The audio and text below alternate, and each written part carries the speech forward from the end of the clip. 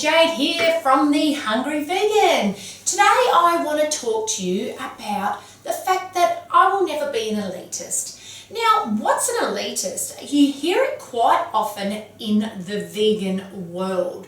And I'm sure you probably hear it in lots of other different health circles. I've been in the health industry for 6 years, and I've met and seen and followed all sorts of weird and wonderful people over that time.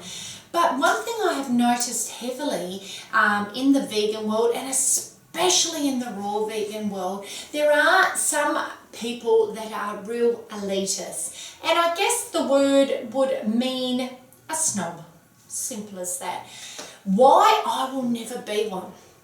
Well, firstly, no matter where we are, we're all on different journeys with our health. And what I believe is healthy may not necessarily be what you believe is healthy. We're all different.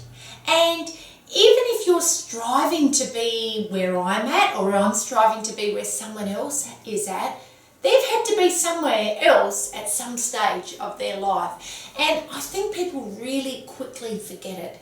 I'm noticing it more and more, where people make comments to people, oh, I'd have more greens than that, you're not having enough greens, or I wouldn't eat my fruit that way, or I wouldn't eat fruit at this time, or whatever. You know, I just think, why not encourage people instead of making them feel like, oh, about this small, when they're trying to make changes to their life, which is so hard to make changes. Why not embrace them and say, hey, you know what, you're doing an awesome job. Instead of saying, I would do it this way, or I wouldn't do it that way. You know, it doesn't do anything for anybody. And I'm big on encouragement. And I will tell you why. Well, firstly, 8.5 years ago, I certainly wasn't where I am now. And let's say 10, 12, 14, whatever years ago, I was an extremely heavy drinker. When I say extremely heavy drinker, I was a binger, and I would go on alcohol and drug binges for 2, 3, 4 days at a time, and totally hammer my body. And I was a very, very unhealthy girl, and I was very sick. I would spend days after a binge. Sometimes I would be bringing up bile. I had peptic ulcers on my stomach. I was heavily overweight. I was just suffering depression, anxiety, insomnia.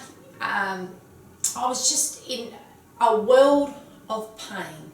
I did not love myself at all.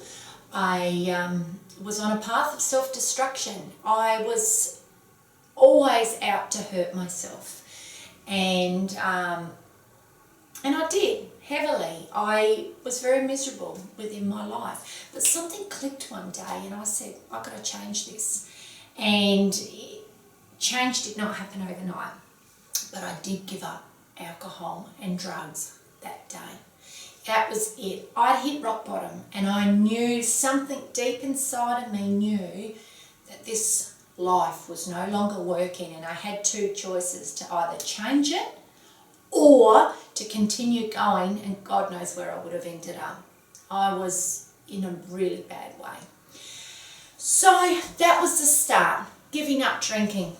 Did I start getting on this health bandwagon straight away? No way, no. Giving up drinking was really hard. All my friends were drinkers, all my friends were partiers.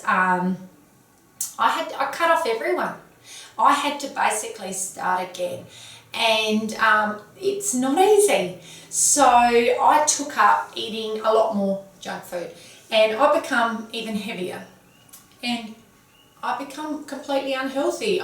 My idea of a night out was sitting at home and eating a big cheesecake and a bottle of Coke and some chips and some chocolate and lollies. You know, it was everything. Oh, how did I forget? And I'd have a pizza, of course.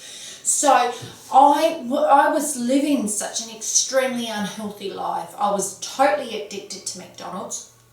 I was totally addicted to sugar.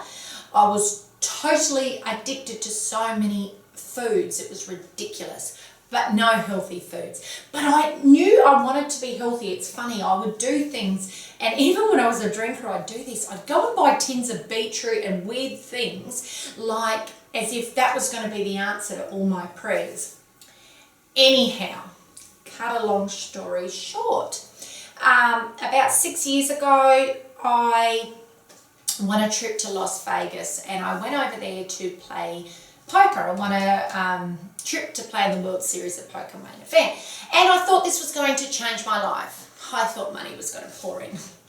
Okay, but in fact it did change my life. I pigged out on their smorgasbords and made an absolute glutton of myself, and I felt really sick.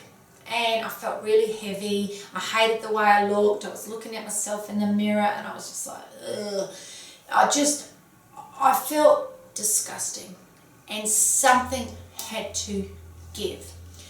So I come back home, I gave up smoking, and I decided to change my life. But I wasn't where I am now. I lost my weight on a calorie control program. It was, starting to include some healthier foods into my diet. I was starting to eat a lot more vegetables, starting to eat a lot more salad, and bit by bit weaning out some junk food. But I was still eating, little bars of chocolate and little packets of chips and stuff like that. But something clicked in my head, and it was something I read one day because I started working in the weight loss industry, and I was reading that only 5% of people ever lose their weight, and out of that 5%, only 10% ever keep it off. I thought, well, I'm in the 5%. I want to be in the 10%. I want to keep my weight off. So I started to think, how am I going to do this? Because I'm hungry all the time. And I was hungry. It's really hard to stay on these calorie control diets. It really is. I mean, you've got this tiny little bowl of pasta and you're thinking, yeah, great. It's not enjoyment. I was pigging out on diet products. I was drinking a lot of Pepsi Max. So in the main, I wasn't healthy. But I thought I was. And because that was at the level that I was at.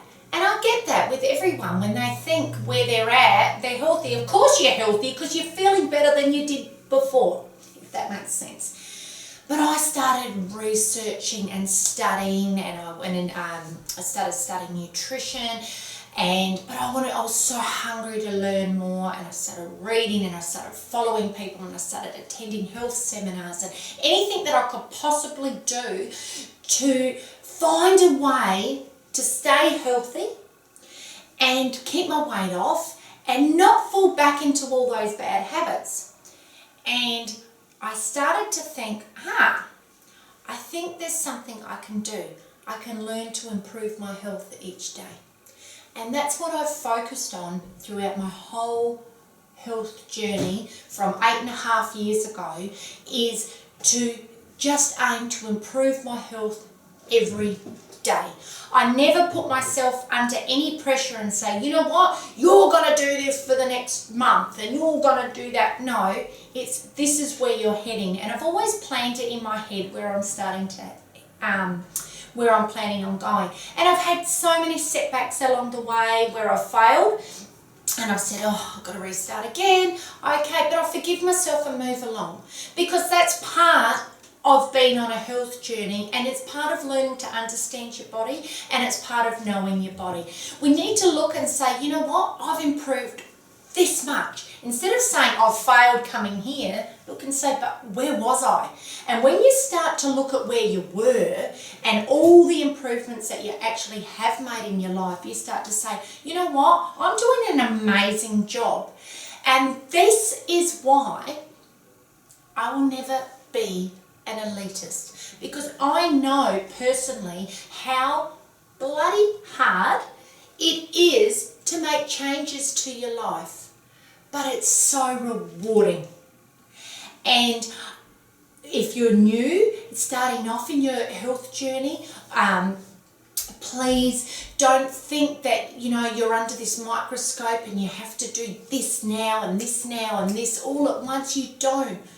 Just set little goals and improve and aim to improve every day that little bit more, and you will be so surprised within a couple of months or even weeks and then months and then years, and you look back and you say, wow, look how much I've grown as a person, look how much I've learned, how much knowledge I've gained.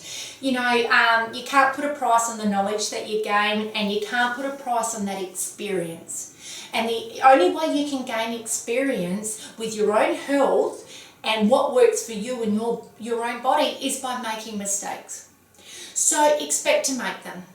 Don't let anybody else out there, especially in cyberland, gee, there's some horrible people out there. Don't let anybody else make you feel like you're not doing a great job. Because if you know firsthand that you're making major improvements to your own life, then you're doing an awesome job. And I want to get this message out because I really hate it when I see people beating up on people that are trying to make changes. Because change is hard, it never happens overnight, but if you just focus on the small things, the big things will happen. And that's what I wanted to talk to you about today. My changes, your improvements, my improvements, and why I don't want you, or definitely not me, to ever be an elitist.